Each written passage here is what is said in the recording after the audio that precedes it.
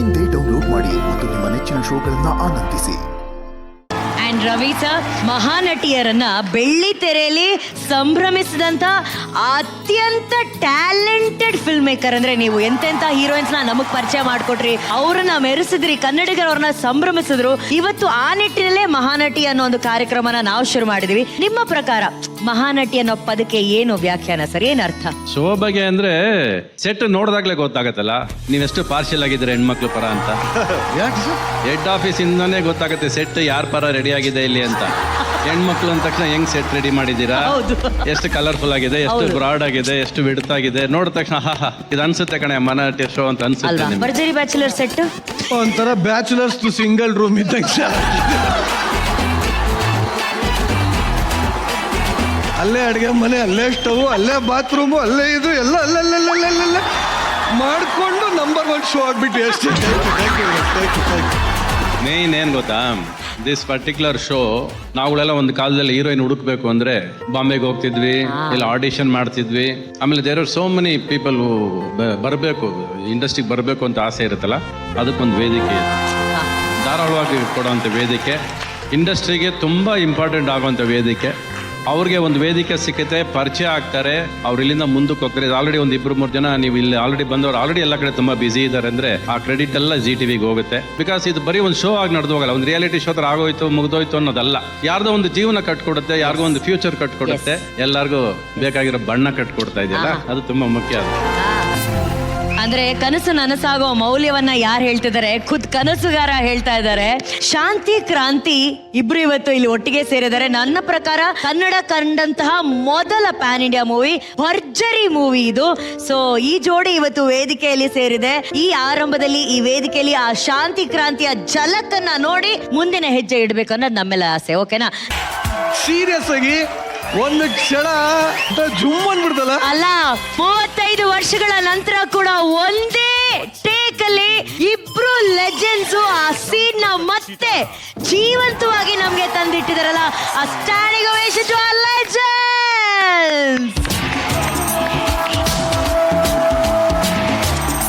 After 35 years ಈ scene ನ ಮತ್ತೆ ರೀಕ್ರಿಯೇಟ್ ಮಾಡಿದ್ದೀರಾ. ಯಾವ್ದಾದ್ರು ನೆನಪುಗಳು ಫ್ಲಾಶ್ ಆದ್ರೆ ದಯವಿಟ್ಟು ನಮ್ ಜೊತೆ ಹಂಚ್ಕೊಳ್ಳಿ ಪ್ಲೀಸ್. ನೀವು ರಮೇಶ್ ಬಗ್ಗೆ ಏನು ಕೇಳಲಿಲ್ಲ ನನ್ನ ಅಲ್ವಾ? ರಮೇಶ್ ಸಂಗ್ರಾಮದಿಂದ ಫ್ರೆಂಡ್ ನನಗೆ. ನಾನು ಸಹ ರಮೇಶ್ ಫಸ್ಟ್ ಭೇಟಿ ಮಾಡಿದ್ದು ಇದೇ ಕಂಠೀರವ ಸ್ಟುಡಿಯೋ ಪಾರ್ಕಲ್ಲಿ, ಇಲ್ಲೇ ಫಸ್ಟ್ ಭೇಟಿ ಮಾಡಿ ಮಹಾಸಂಗಮ. ಅವಾಗಿಂದ ಪರಿಚಯ. ಇವತ್ತು ವೆರಿ ವೆಲ್ ಎಜುಕೇಟೆಡ್. ಅವಾಗ ನಾನೊಬ್ಬ ಅನ್ಎಜುಕೇಟೆಡ್. ಕರೆಸಿ ಮಾತಾಡಿಸಿ ಸಂಗ್ರಾಮ ಸಿನಿಮಾಗೆ ಇವನೇ ಆ್ಯಕ್ಟ್ ಮಾಡಬೇಕು, ರಮೇಶ್ ಆ್ಯಕ್ಟ್ ಮಾಡ್ಬೇಕು ಅಂತೇಳಿ ಒಂದು ಪಾತ್ರ ಮಾಡಿಸಿದ್ದು. ಆಮೇಲೆ ಹಂಗೆ ಶಾಂತಿ ಕ್ರಾಂತಿ ಕರೆಸಿ ಜೊತೆಲಿ ಮಾಡಿದ್ದು. ಬಹುಶಃ this is one of the hidden relationship, hidden friendship. ಇದು ಎಲ್ಲ ಕಾಣಿಸ್ಕೊಂಡಿರಲ್ಲ ನಿಮಗೆ. ನಾನು ಶಿವರಾಜ್ಕುಮಾರ್ ಕಾಣಿಸ್ಕೊಳ್ಳೋಷ್ಟು ಇವ್ರು ಕಾಣಿಸ್ಕೊಳ್ಳೋದಿಲ್ಲ. But very respectable friendship. ಎರಡಕ್ಕೂ ಇರೋದು ಒಂದೇ ಏನಂದ್ರೆ, is positive, I am practical. ಅವ್ರು ಯಾರಿಗೂ ನೋಯಿಸರಂಗೆ ಮಾತಾಡ್ತಾರೆ, ನನ್ನ ಮಾತು ಎಲ್ಲರಿಗೂ ನೋವು ಬರುತ್ತೆ. ಯಾಕಂದ್ರೆ ನಾನು ನಿಜ ಮಾತಾಡ್ತೀನಿ, ಅವ್ರ ನಿಜಾನ ಬಚ್ಚಿಟ್ಕೊಂಡು ನೋಯಿಸೋದು ಯಾಕೆ ಬೇಕು, ಅವ್ರ ನಂದ್ರೆ ಏನು ಬರುತ್ತೆ ಅಂತ ಅವ್ರ ಕ್ಯಾರೆಕ್ಟರ್ ಅದು. ಅಂಡ್ ದಟ್ ಈಸ್ ವೈ ಈ ಟಿಲ್ ಟುಡೇ ಈ stands the number 1 in that position. Ravi sir direct ಮಾಡ್ತಿದ್ದಾರೆ. ಅಲ್ಲಿ ಮೇಲಿಂದ ಓ ಗಾಡ್ ನಾನು ನೋಡ್ತಾ ಇದ್ದೀನಿ, ಯಾಕಂದ್ರೆ ಆವಾಗ ನಾನು ಬರ್ತಾ ಇದೀನಲ್ಲ, ನಾನು ಒಂದು ಕ್ಷಣ ಹೊರಗಡೆ ಕೂರ್ತಾ ಇರಲಿಲ್ಲ. ಇಲ್ಲೇ ಸೆಟ್ ಅಲ್ಲಿ ಕುತ್ಕೊಂಡು ಹೇಗ್ ನಡೆಯುತ್ತೆ ಸಿನಿಮಾ, ಏನ್ ಮಾಡ್ತಾರೆ ಅಂತ ನೋಡಕ್ ಇಷ್ಟ ನನಗೆ ಚೆನ್ನಾಗಿ ನೆನಪಿದೆ ರೀ. ರಜನಿ ಸರ್ ಅಲ್ಲಿ ಬಂದಿದ್ದಾರೆ. ನನಗೆ ಇವರು ಡೈರೆಕ್ಟರ್, ಇವ್ರು ಸಿಕ್ಕಾಬಿಡ ಬಿಸಿ. ಅವರು ಡೈರೆಕ್ಟರ್ 4 ಲ್ಯಾಂಗ್ವೇಜ್ ಡೈರೆಕ್ಟ್ ಮಾಡ್ತಿದ್ದಾರೆ. ಇವ್ರು ತುಂಬಾ ಬಿಸಿ. ನಾನು ಯಾರೊಬ್ರು ನನಗೆ ರಜನಿ ಸರ್ ಇಂಟ್ರೊಡ್ಯೂಸ್ ಮಾಡ್ತಾರಾ ಅಂತ ಕಾಯ್ತಾ ಇದ್ದೀನಿ. ಯಾರೊಬ್ರು ಬಂದು ಇವ್ರು ರಮೇಶ್ ಸರ್ ಹೊಸ ನಟ, ದಿಸ್ ರಜನಿಕಾಂತ್ ಇಂಟ್ರೊಡ್ಯೂಸ್ ಮಾಡ್ತಾರೆ ಅಂತ. ಸರ್ ಯಾರು ಇಂಟ್ರೊಡ್ಯೂಸ್ ಮಾಡಿಲ್ಲ. ರಜನಿ ಸರ್ ಅಲ್ಲಿಂದ ನೋಡ್ತಾ ಇದಾರೆ. ಅವ್ರಿಗೆ ಗೊತ್ತಾಯ್ತು ಈ ಹುಡುಗ ನನ್ನ ಮೀಟ್ ಮಾಡ್ಬೇಕು ಅಂತ. ಅವ್ರು ನಡ್ಕೊಂಡ್ ಬಂದ್ಬಿಟ್ಟು ಹಾಯ್ ಐ ಆಮ್ ರಜನಿಕಾಂತ್ ಅಂದ್ರು. ನೀನ್ ಅದನ್ನ ಅವಳು ಕೈ ಕೊಡದೆ ಇಲ್ಲಿ ಕೈ ಕೊಟ್ಟು ಹೇಳ್ಬೋದಾಯ್ತು. ಇಲ್ಲಿಂದ ದಾಟಿ ಹೋಗಿ ಅಲ್ಲಿ ಕೊಡೋ.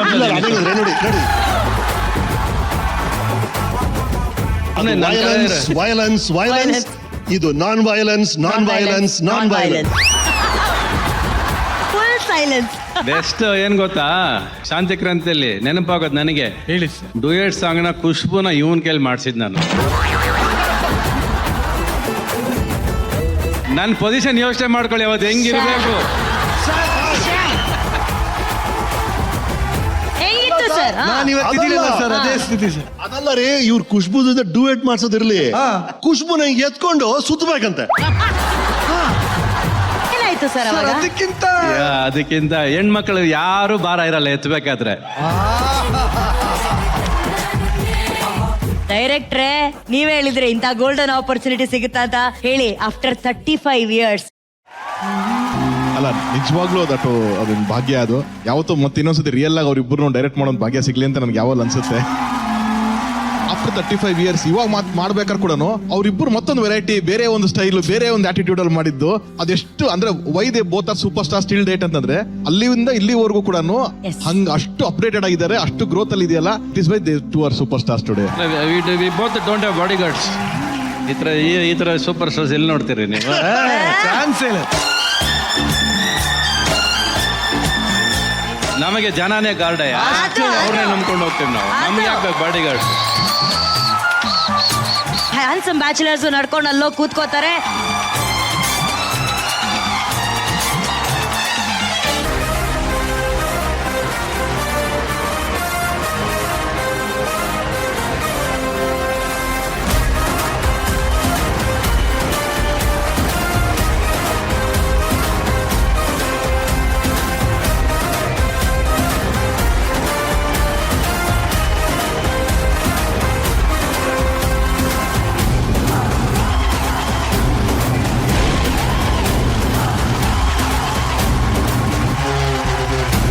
ಆಕ್ಚುಲಿ ಅಲ್ಲೊಂದು ಮಹಾಸಂಗಮ ಆದ್ರೆ ನನಗೆ ಪರ್ಸನಲ್ ಆಗಿ ಈ ಸಂಗಮ ಬಹಳ ಇಷ್ಟ ಆಗ್ತಾ ಇದೆ.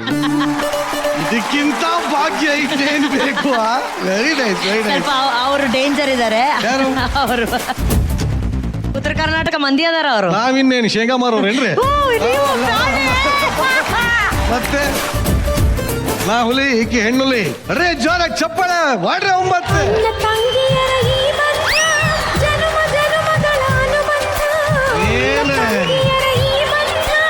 ಯಾವ ಸುಮ್ಮನೆ ಆಗ್ತಾವ ಇರ್ಲಿ. ಮಹಾನೇತಿಯರೆಲ್ಲರಿಗೂ ಸ್ವಾಗತ, ಸುಸ್ವಾಗತ. ಬ್ಯಾಚುಲರ್ಸ್ ಎಲ್ಲರಿಗೂ ಸ್ವಾಗತ, ಸುಸ್ವಾಗತ. ಅಲ್ಲ ನಿರಂಜನ್, ಬ್ಯಾಚುಲರ್ ಅಂದ ತಕ್ಷಣ ನಂಗೆ ನೆನಪಾಯ್ತು ಹುಲಿ. 20 ವಾರದಿಂದ ಅದೇ ಹುಡುಗಿ ನೋಡ್ತಾ ಇದ್ಯಾ. ಇವತ್ತು ಬೇರೆ ಎಲ್ಲ ಹೊಸ ಹೊಸ ಮುಖಗಳು ನೋಡಿದ ತಕ್ಷಣ ಎಲ್ಲಿ ನೋಡ್ಲಿ ಅಂತ ನಿನ್ಗೆ ಗೊತ್ತಾಗ್ತಾ ಇಲ್ಲ. ಈಗ ಹುಲಿ ಡೈಲಾಗ್ ನಾನೇ ಇಲ್ಲ. ಬೇಟೆಗಾರನ ಬೇಟೆ ಆಡೋರಣ ಬೇಟೆಗಾರ ಬಂದ. ಅನ್ಕೊಂಡು ಅಲ್ಲೇ ನಿಂತ್ಕೋ. ಹತ್ರದಲ್ಲಿ ನೋಡ್ಕೊಂಡು ಹತ್ರದಲ್ಲಿ ಏನ್ ಬೇಡ, ಅಲ್ಲೇ ಎಲ್ಲ ನಿನ್ಗೆ ಬೇಕಲ್ಲ ಅಣ್ಣ, ಅಲ್ಲೂ ಇಲ್ಲೂ ಎಲ್ಲ ನಾನು ಇಲ್ಲೇ ಬರ್ತೀನಿ. ಪಾಪ. ನಾನಿದ್ದೀನಿ, ಬಾರೋ ಹುಲಿ ಬಾರೋ. ಈ ನಿನ್ನ ಸಹೋದರಿ, ಸಾರಿ ಅಲ್ಲ ಸಹ ಕಲಾವಿದರನ್ನ ನೋಡಿ ನಿನಗೆ ಏನ್ ಅನ್ಸ್ತಾ ಇದೆ? ಎಷ್ಟು ಖುಷಿ ಆಗ್ತಾ ಇದೆ ಹೇಳಪ್ಪ.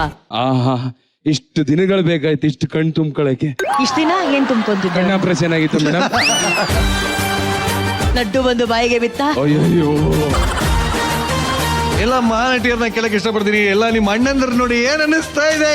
ದೀಪಿಕಕ್ಕ ಎಲ್ಲಿ? ದೀಪಿಕಕ್ಕ ಅಣ್ಣ